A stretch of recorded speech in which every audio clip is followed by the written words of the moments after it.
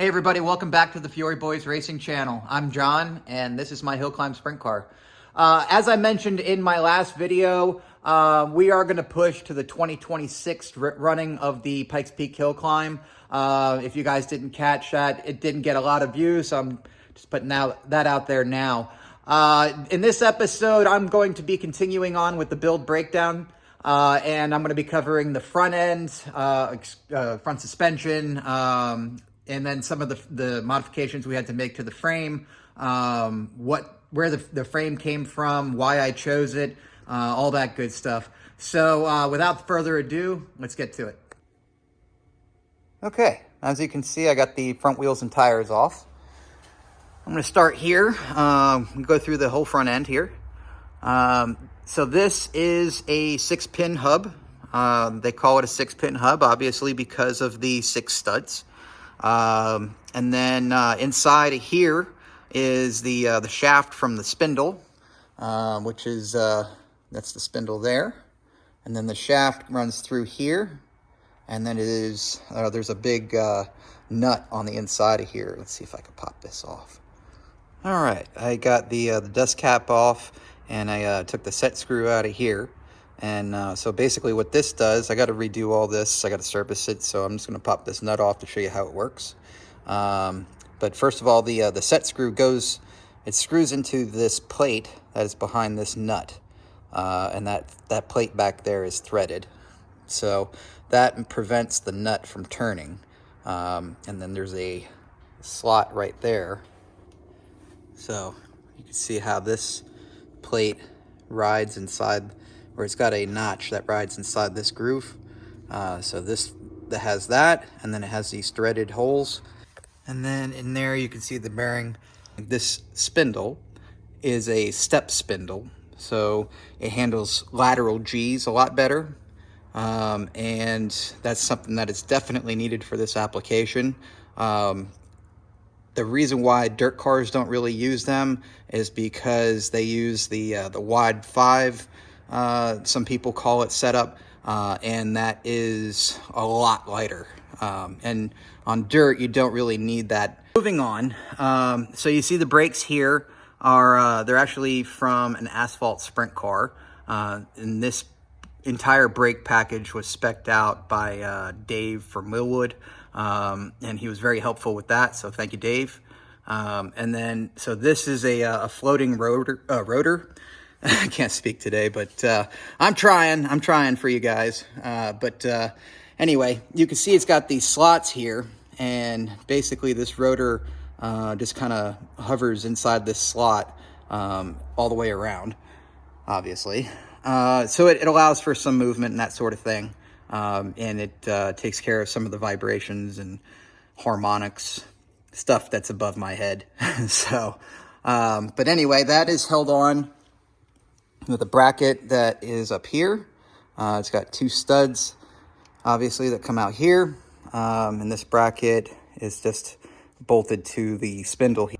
And just to elaborate a little bit more on the spindle here, here's the step that I was talking about. And that helps to control the lateral movement here.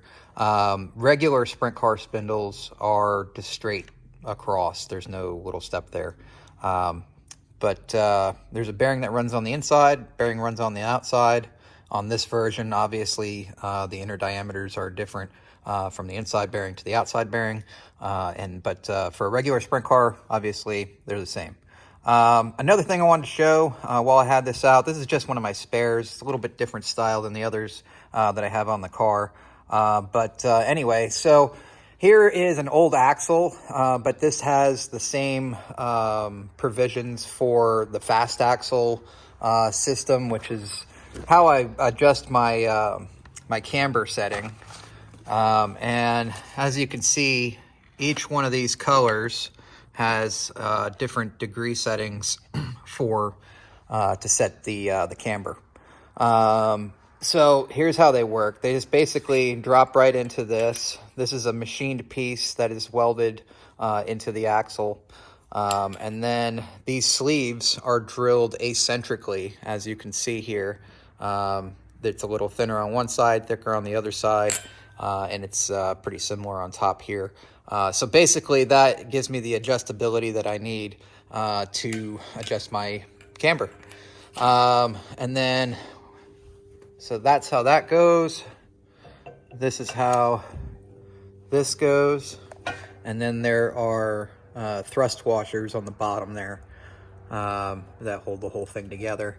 And then the pin goes down through here, goes down in through here. I don't think this is the right king pin because it's not quite going in there, but just for visual purposes, it gives you an idea of what we're working with. This technology, again, I'm not sure if I mentioned it before, but this technology is super, super old.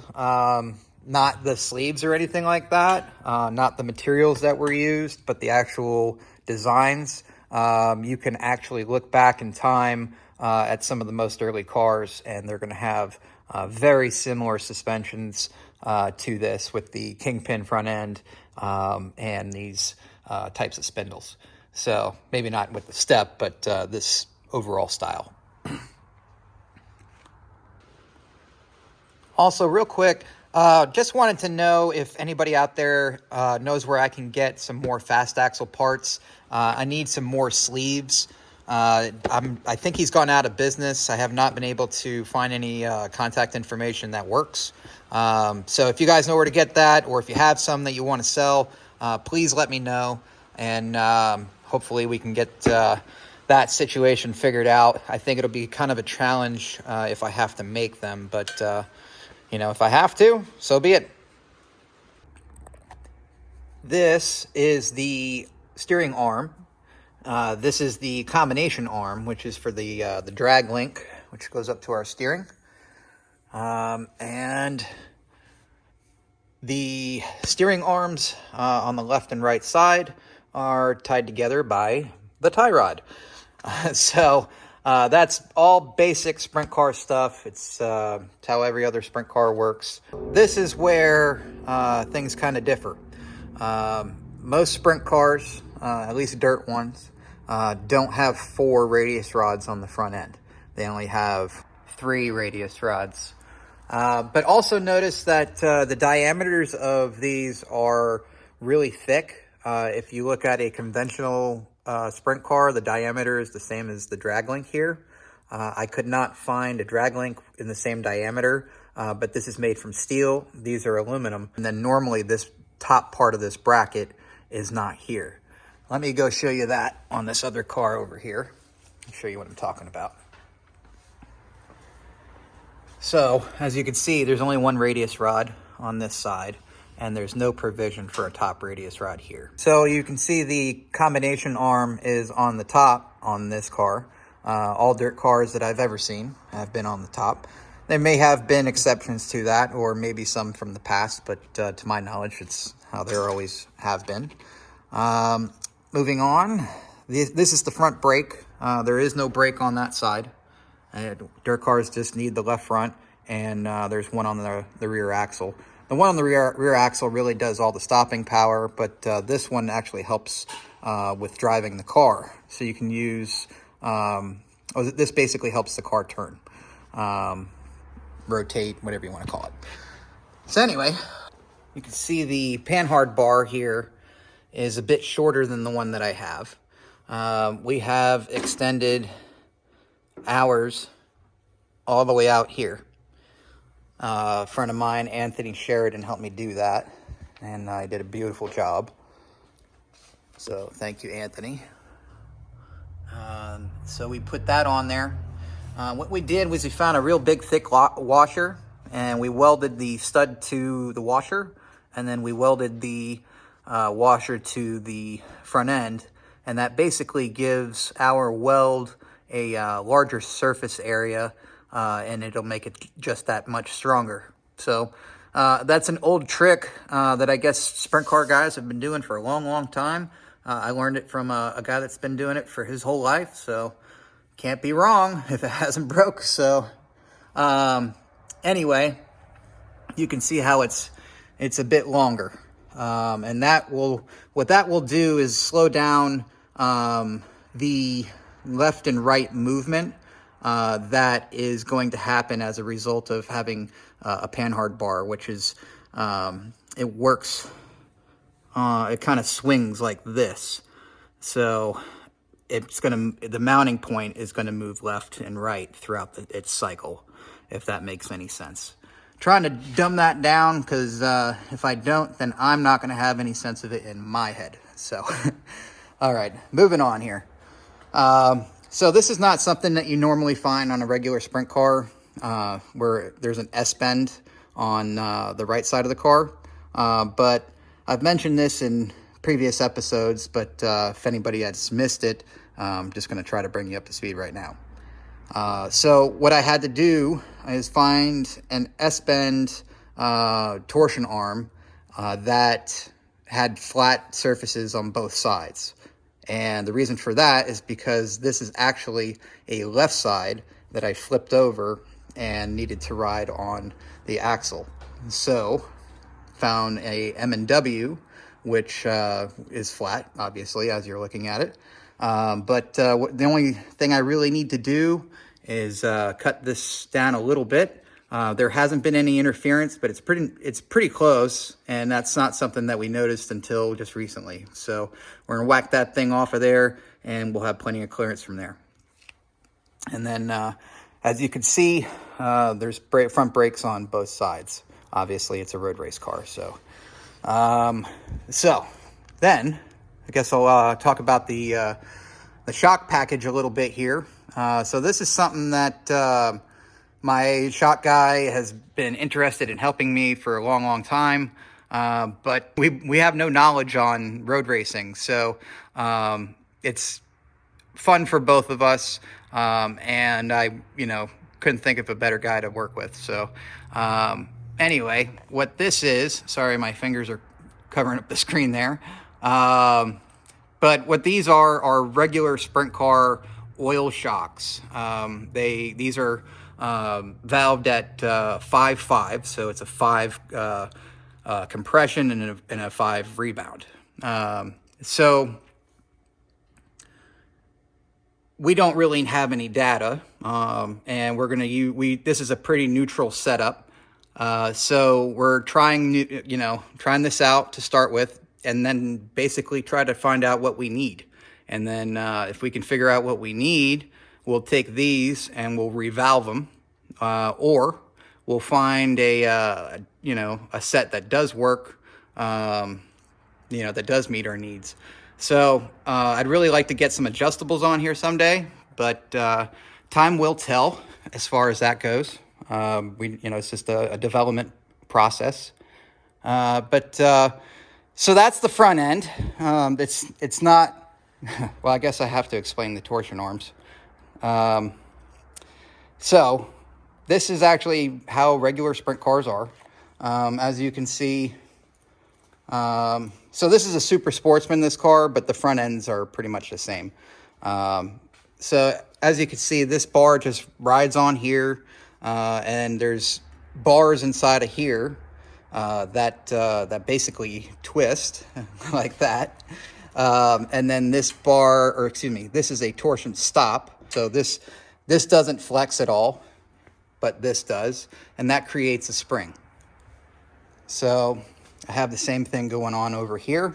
And torsion bars can be changed out with different inner diameters, I think is what changes, but different thicknesses basically that will adjust your spring rates. So anyway, I have Newland Bar Service to help, or thank for that. And I also have Frank Shocks to help me with, that's helping me out with the shocks. So to answer the $1 million question, why did I choose this frame? Why didn't I go with a pavement sprint car frame or the Silver Crown frame or something like that?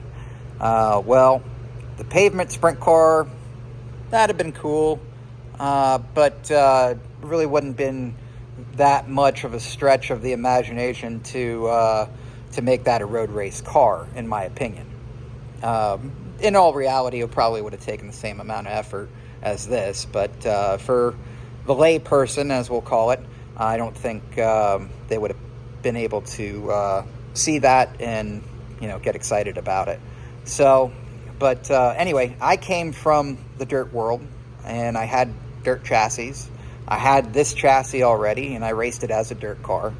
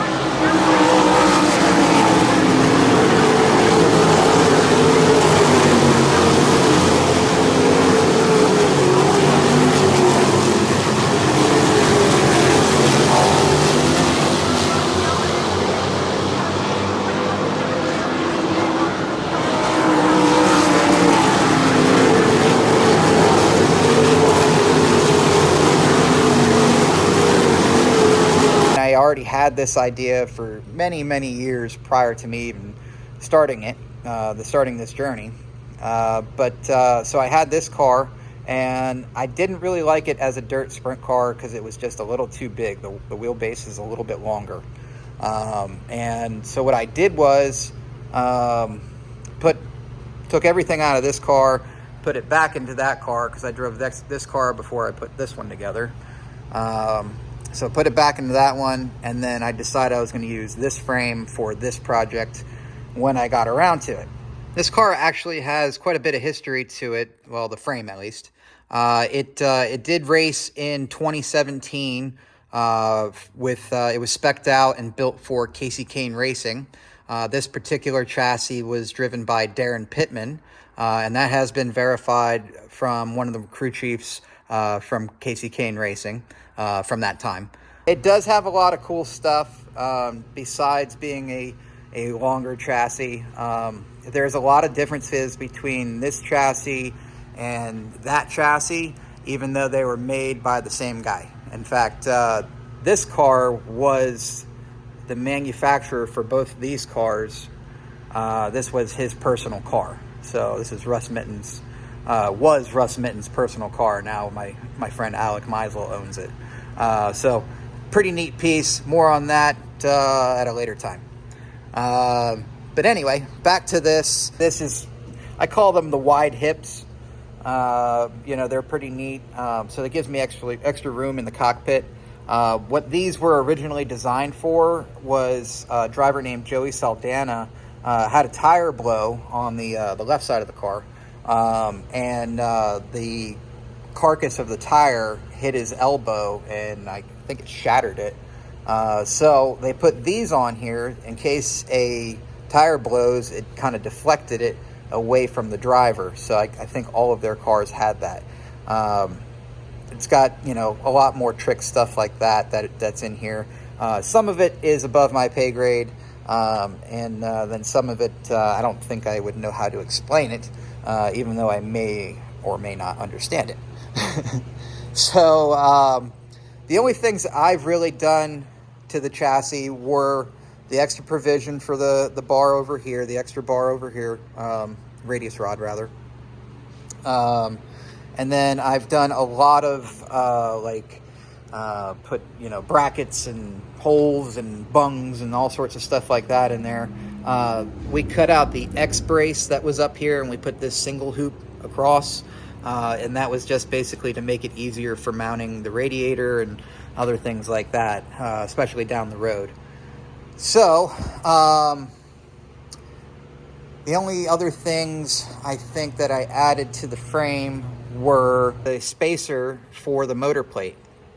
And I've probably mentioned this in several other episodes, but the LS block is shorter, about 1.5 inches shorter than a than a regular small block Chevy. And so a friend of mine, Jordan Mackison, I've mentioned him in the past before, he made these up for me, and we decided that we were going to space the motor towards the front of the car, because we needed the room in the cockpit.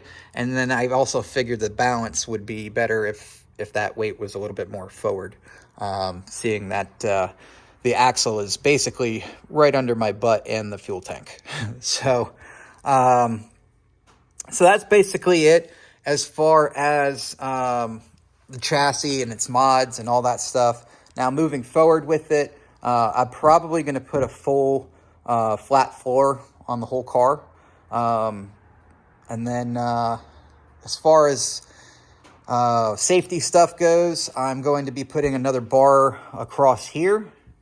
And I've talked with Mike Robinson from the PHA about that, and we put our minds together and definitely need that bar in there. It's probably a bit unsafe to run without it. I have other ideas of what I'd like to do there to even beef up just having that one bar. I'd like to have some sort of connection in here, or maybe even a rally style bar where it comes up and it meets this bar.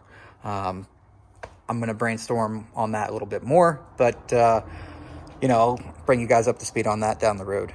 So anyway, in the next episode, I'm going to go over the electronics, engine, the steering, gauges, probably some of the plumbing, fuel cell, and the seat, and like any of the guards associated with that. So I guess it's going to turn out to be about a 3-part series, maybe 4. So I really appreciate everybody tuning in. It means the world to me. I had to take a little bit of a break, not from like YouTube or being burnt out from that, or burnt out from racing or anything like that, but I needed to focus on my business for a little bit. I was fortunate to come across we had a hailstorm, which is really good for a paintless dent removal guy. You know, very sorry for those people that were affected by that, but I am very happy to be able to help them out and get you know, their insurance claims filed, and you know, their cars repaired, and back to new, or back to where they were at least. But I appreciate all you guys again, and please like, share, and subscribe, and we'll see you in the next one.